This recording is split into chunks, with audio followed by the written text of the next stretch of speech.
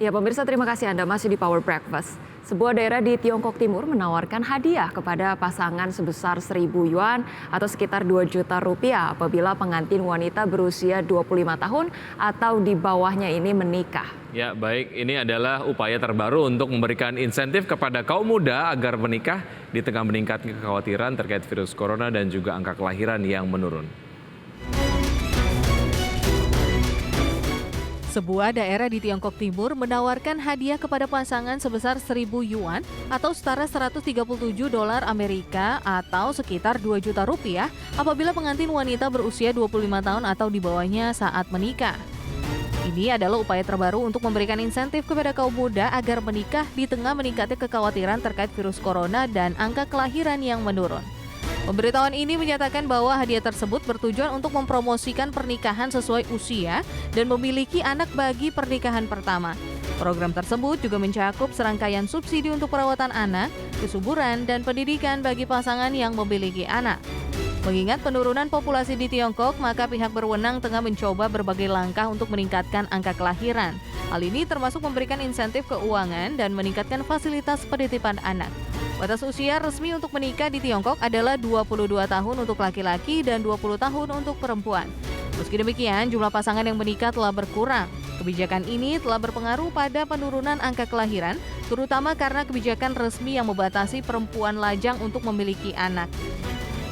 Tingkat pernikahan mencapai titik terendah pada tahun 2022 yaitu 6,8 juta, angka terendah sejak tahun 1986. Jumlah pernikahan tahun lalu menurun sebanyak 800.000 dari tahun 2021. Tingkat kesuburan di Tiongkok, salah satu yang terendah di dunia, diperkirakan mencapai angka terendah yaitu 1,09 pada tahun 2022. Biaya penitipan anak yang masih mahal serta tuntutan untuk menghentikan karir membuat banyak perempuan ragu untuk memiliki lebih banyak anak atau bahkan untuk tidak memiliki anak sama sekali. Diskriminasi berdasarkan gender dan stereotip tradisional mengenai peran perempuan dalam mengasuh anak masih merajalela di seluruh negeri. Rendahnya kepercayaan konsumen dan meningkatnya kekhawatiran atas kesehatan ekonomi Tiongkok juga menjadi alasan utama yang dikemukakan oleh kaum muda Tiongkok untuk tidak menikah atau memiliki anak. Berbagai sumber IDX Channel. Wah, ini unik juga ya. Ini kira-kira kalau ini ya terjadi di Indonesia ya. Widi kira-kira mau nikah nggak nih 25 tahun nih? Mungkin akan daftar karena secara usia saya masih masuk, masih di bawah 25. Oh gitu ya.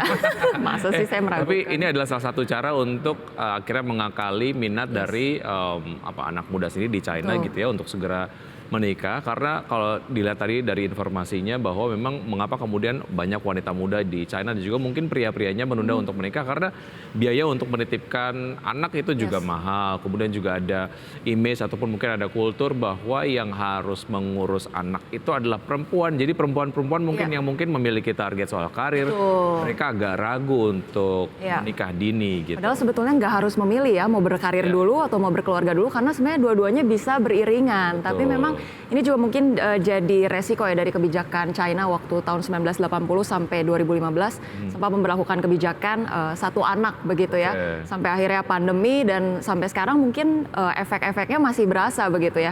Memiliki anak di situasi pandemi walaupun sudah transisi ke endemi, kayaknya masih secara perekonomian masih agak dikhawatirkan gitu ya.